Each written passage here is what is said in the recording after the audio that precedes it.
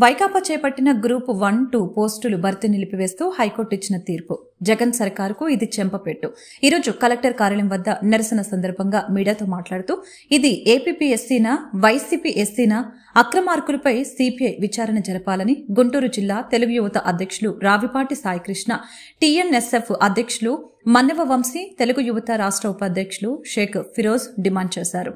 2018 group 1 mains notification కు సంబంధించి 2019లో జరిగిన ప్రిలిమ్స్, 2020లో జరిపిన మెయిన్స్ పరీక్షల డిజిటల్ మూల్యాంకనంలో ఓఎంఆర్ షీట్స్ మార్చి వైకాపా ప్రభుత్వం ఏపీఎస్సీని వైసీపీఎస్సీగా మార్చి 169 పోస్టులు అమ్ముకోవటాన్ని నిరసిస్తూ అక్రమ మార్గంలో భర్తీ అయిన పోస్టుల్ని రద్దు చేస్తూ గౌరవ హైకోర్టు ఇచ్చిన తీర్పును స్వాగతిస్తూ గుంటూరు జిల్లా తెలుగు యువత అధ్యక్షులు రావిపాటి సాయికృష్ణ ఈ కార్యక్రమంలో మాట్లాడారు.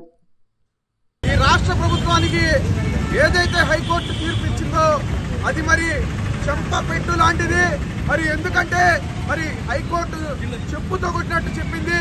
ఈ రాష్ట్రంలో గతంలో జరిగినటువంటి ఏవైతే నియమించబడినటువంటి గ్రూప్ 1, 2 పోస్టుల్లో ఉద్యోగాలు పొందినటువంటి అక్రమార్కులు ఉన్నారో వారు మరి మనం చూసుకుంటే 2020 డిసెంబర్లో మరి ఎగ్జామ్ రాయడం జరిగింది.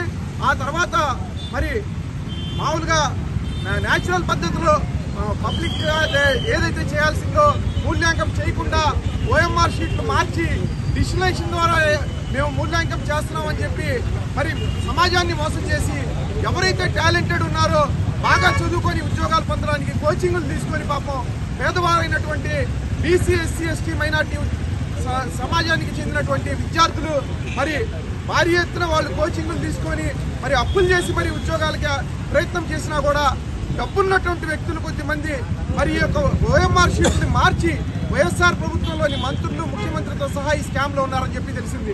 ఓఎంఆర్ షీట్లు మార్చడం ద్వారా మరి 2.5 కోట్లకి డిప్యూటీ కలెక్టర్, మరి 1.5కి డిఎస్పీ ఉద్యోగాలను అమ్ముకున్న ఈ వైఎస్ఆర్ ప్రభుత్వం సిగ్గుచేటు. దీనికి ఖచ్చితంగా రాబోయే రోజుల్లో తగు విధంగా సమాధానం చెప్పే అవసరం ఉంది. నిరుద్యోగులందరూ కూడా ఈ ప్రభుత్వాన్ని మీద ఉమ్మేస్తున్నారు. ఖచ్చితంగా జగన్మోహన్ రెడ్డి ఈ యొక్క రాబోయే ఎన్నికల్లో ఓటమి దశగా నిరుద్యోగులు, విద్యార్థులు బుద్ధి చెప్తారని చెప్పి ఈ రోజు గుంటూరు జిల్లా కలెక్టర్ కార్యాలయం వద్ద మరి జిల్లా తెలుగు యువత విద్యార్థి ఆధ్వర్యంలో ఏర్పాటు చేసిన నిరసన ద్వారా మేము ఈ యొక్క ప్రభుత్వాన్ని వెంటనే బర్తరఫ్ చేసి మరి ఎవరైతే అవినీతికి పాల్పడ్డారో అధికారులందరినీ అరెస్ట్ చేయాలని చెప్పి డిమాండ్ చేస్తున్నాం. 169 గ్రూప్ 1, 2 ఉద్యోగాలు చెల్లవని చెప్పి నోటిఫికేషన్ ఇవ్వడం జరిగింది. ఇది వైకాపా ప్రభుత్వానికి, ముఖ్యమంత్రిగా జగన్మోహన్ రెడ్డికి ఒక చెంపపెట్టని మనం ఈ సందర్భంగా తెలియజేస్తా ఉన్నా.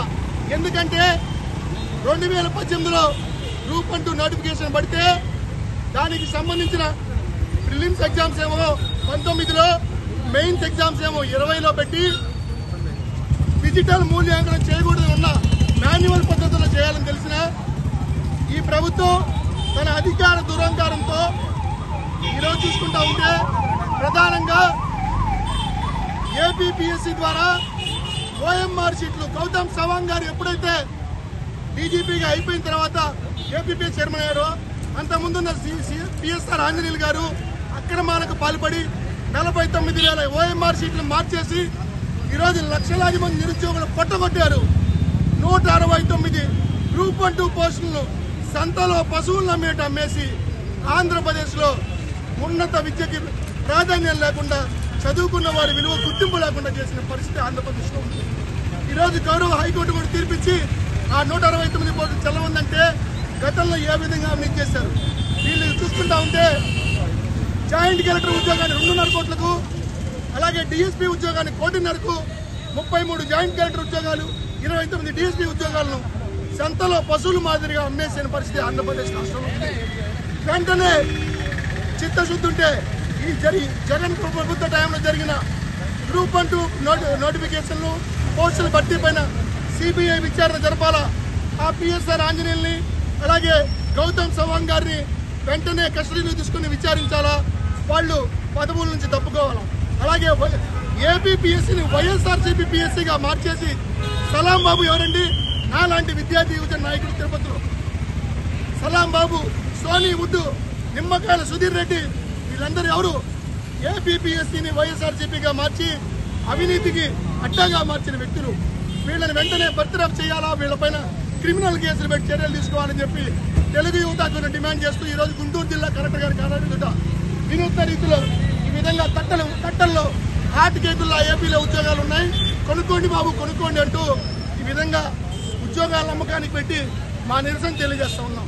వెంటనే గనక జగన్మోహన్ రెడ్డి నైతిక బాధ్యత వహిస్తూ క్షమాపణ చెప్పకపోతే ఏపీ నిరుద్యోగ యువత విద్యార్థి లోకం రానున్న ఎన్నికల్లో ఏ బటన్ నొక్కుతున్నాడో తాడేపల్లి నుంచి అదే బటన్ మా చేతిలో ఉంటుంది, ఈవీఎం బటన్. ఆ బటన్ నొక్కి జగన్మోహన్ ఇంటికి పంపుతామని సందర్భంగా నేను తెలుగు యువతగా హెచ్చరిస్తా ఉన్నా.